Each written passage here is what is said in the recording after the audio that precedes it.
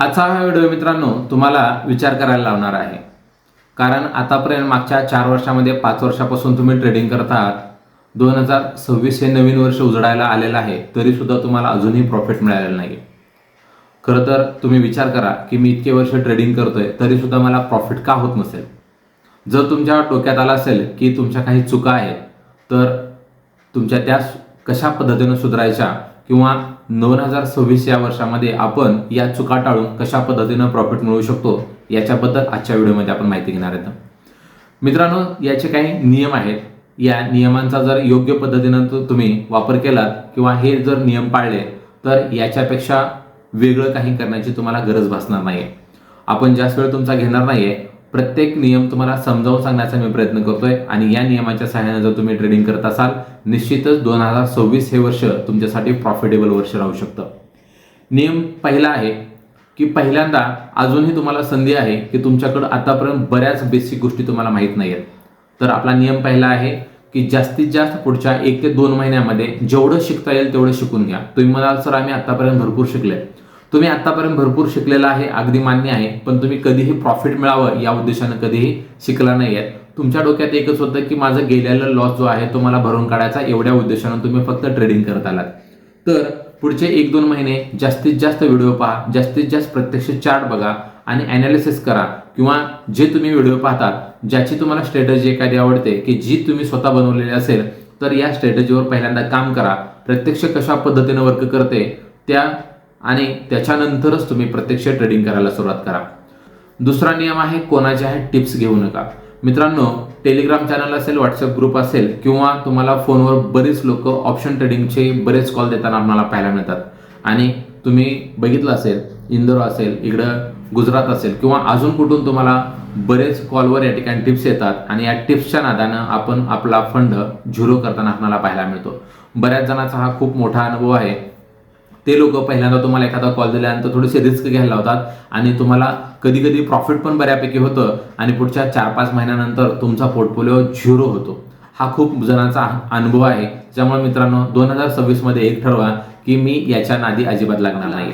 पुढचा तिसरा नियम आहे की फिक्स कॅपिटलवर ट्रेड करा, फिक्स लॉटवर ट्रेड करा. म्हणजे याचा अर्थ काय आहे, तुमच्याकडं जे फंड आहे तो तुमचा फिक्स फंड ठेवा, त्याच्यामध्ये कमी जास्त अजिबात करू नका आणि ट्रेडिंग करत असताना फिक्स लॉट ठेवा. तुमच्यापैकी बरेच ट्रेडिंग करणारे जे आहेत ते कधी 5 लॉटवर ट्रेड करतील, कधी 1 लॉटवर ट्रेड करतील, कधी 10 लॉटवर करतील आणि कधी कधी 40 लॉट सुद्धा घेतात. तर याच्यामुळे काय होतं, रिस्क रिवॉर्ड रेशो तुम्हाला कधीही फॉलो करता येत नाही आणि तुमचा या लॉट चेंजेसमुळं तुम्हाला कधीही प्रॉफिट होत नाही किंवा तुम्हाला किती प्रॉफिट झाले, किती लॉस होतोय हे अजिबात समजत नाही.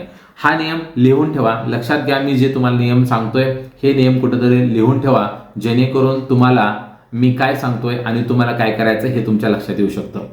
आपला पुढला नियम आहे रिस्क रिवॉर्ड रेशो. तर मित्रांनो, रिस्क रिवॉर्ड रेशो योग्य पद्धतीने फॉलो करण्याचा प्रयत्न करा. लिहून ठेवा डायरीमध्ये की मला प्रत्येक ट्रेडला किती लॉस घ्यायचा आहे, प्रत्येक ट्रेडला मला प्रॉफिट किती घ्यायचं आहे. कारण लॉस घेणं हे तुमच्या हातात आहे, प्रॉफिट देणं मार्केटच्या हातात आहे. कधी कधी मार्केट तुम्हाला अनलिमिटेड प्रॉफिट देऊ शकतं, पण लॉस किती घ्यायचा आहे तुम्ही जर ठरवला तर त्याच्यापेक्षा जास्त लॉस तुम्हाला मार्केट कधीच देऊ शकत नाही, कारण तुम्ही तो प्रत्यक्ष लावलाय. पण प्रॉफिट किती द्यायचं ते मात्र मार्केट ठरवतं. तुम्हाला अनलिमिटेड सुद्धा कधी कधी प्रॉफिट या ठिकाणी होऊ शकतं. मित्रांनो, प्रत्येक ट्रेडला ट्रेड घेतल्या आधी SL लावा. मग बघा, तुमची जी ट्रेडिंगची जर्नी आहे ती खूपच वेगळ्या पद्धतीने बदललेली तुम्हाला पाहायला मिळेल. प्रत्येक ट्रेड लिहून ठेवा. लक्षात घ्या, रोज एक ट्रेड करा आणि हा जो ट्रेड कशामध्ये केला, मी तुम्हाला यापूर्वी पण सांगितलंय की तुम्ही ट्रेड करत असताना एकच निवडा. तुम्ही स्टॉकमध्ये ट्रेड करत असाल तर स्टॉकच निवडा. तुम्ही फ्युचर ट्रेडिंग करत असाल तर फक्त फ्युचरच ट्रेड करा. तुम्ही इंडेक्सचा ऑप्शन बाय करत असाल फक्त इंडेक्सचाच ऑप्शन बाय करा. स्टॉकचा ऑप्शन बाय करताय स्टॉकचाच ऑप्शन बाय करा.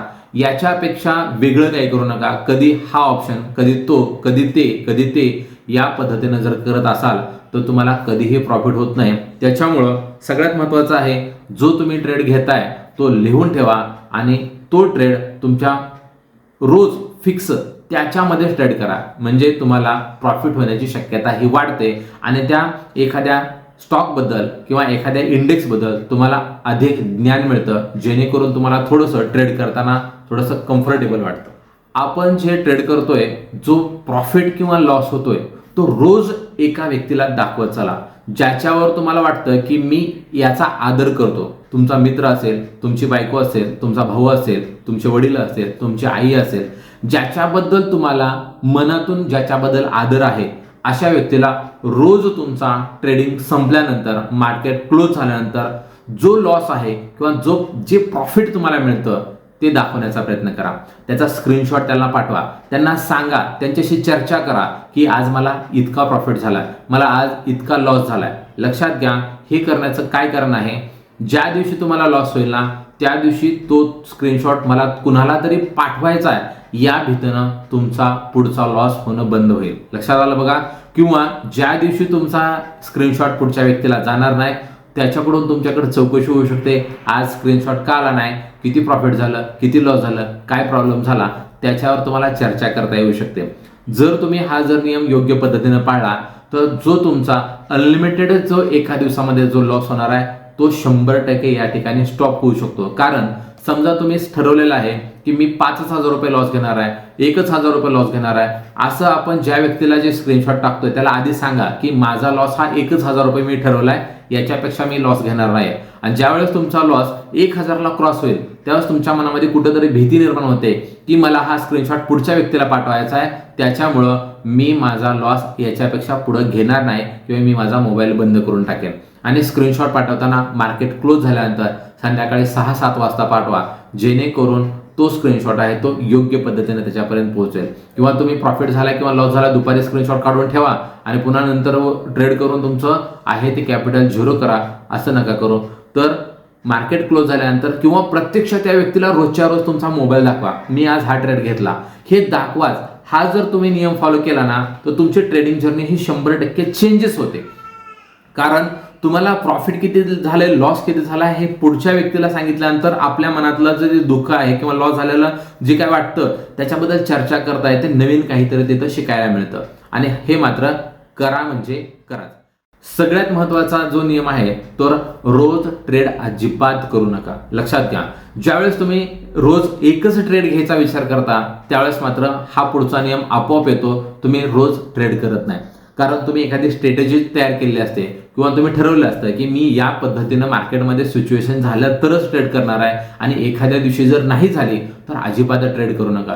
कारण ट्रेड करणं म्हणजे प्रॉफिट मिळवणं नाहीये, तर ट्रेड न करणं सुद्धा प्रॉफिट मिळवणं आहे. लक्षात घ्या, कारण ज्या ठिकाणी ट्रेड बनत नाही त्या ठिकाणी विनाकारण ट्रेड करून लॉस करून घेण्यापेक्षा त्या दिवशी ट्रेड करणं न करणं हे कधीही चांगलं. मित्रांनो, कारण याच्यामुळं काय होतं, तुमची ट्रेडिंग जर्नी खूप चांगल्या पद्धतीनं बनते आणि तुमचा जो माइंडसेट आहे तो पूर्णतः चेंज होऊन जातो. हा खूप महत्त्वाचा नियम आहे. मी तुम्हाला या ठिकाणी सांगितले आपले एकूण 7 नियम आहेत आणि या 7 नियमांचं पुढच्या 1 वर्षामध्ये काटेकोर पालन जर तुम्ही केलं तर तुमची ही ट्रेडिंग जर्नी आहे ती 101% तुमची लॉसमधून प्रॉफिटमध्ये कन्वर्ट होऊ शकते. मित्रांनो, व्हिडिओ आवडला असेल तर लाईक करा, चॅनल सबस्क्राईब केलं नसेल तर चॅनलला सबस्क्राईब करा आणि पुढे दिलेले बेल आयकॉन प्रेस करा. जय हिंद, जय महाराष्ट्र.